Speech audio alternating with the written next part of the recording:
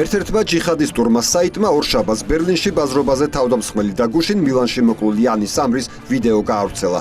ვიდეოში 24 წლის ტუნისელი ტერორისტი ისლამური სახელმწიფოსადმი ერთგულების ფიცდებს.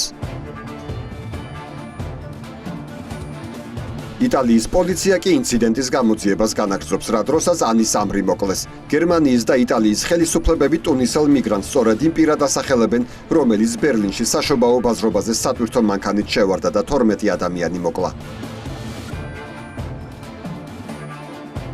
ცნობილი გახდა, რომ ბერლინში ჩადენილი დანაშაულის შემდეგ ამრიჯერ საფრანგეთში გადავიდა, იქიდან კი ჩრდილოეთ იტალიაში ჩავიდა.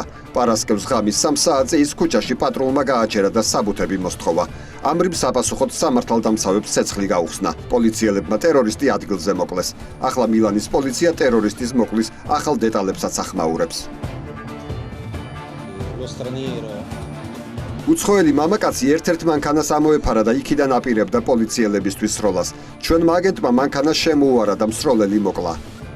სროლისას პოლიციის ერთი ოფიცერი კრისტიან მოვიო დაიჭრა. ახლა ის საავადმყოფოშია და მის სიცოცხლეს საფრთხე არ ემუქრება. ანის სამრის მოკვლის შემდეგ ინტერნეტში გაჩნდა ვიდეო, რომელზეც ტერორისტი ისლამური სახელმწიფოს ლიდერის აბუ ბაქრ ალ-ბაღდადის ერთგულების ფიცდებს. ვიდეო ჯიხადისტებთან დაკავშირებულმა სააგენტო ამაკმა გაავრცელა. მიმართვაში ანის სამრი მუსულმანების მკვლელ ჯვაროსნებს ემუქრება და ალაჰის სახელით ღორი ჯვაროსნების დახოცვის პირობას დებს. ვიდეო მიმართვა ჭეშმარიტ მორწმუნეთათვის მოწოდებასაც შეიცავს ევროპაში წმინდა ომის გაჩაღების თაობაზე. ანის სამრის პიროვნება თავდასხმის ადგილას სატვირთო მანქანაში აღმოჩენილი მისი თითის ანაბეჭდებით დადგინდა.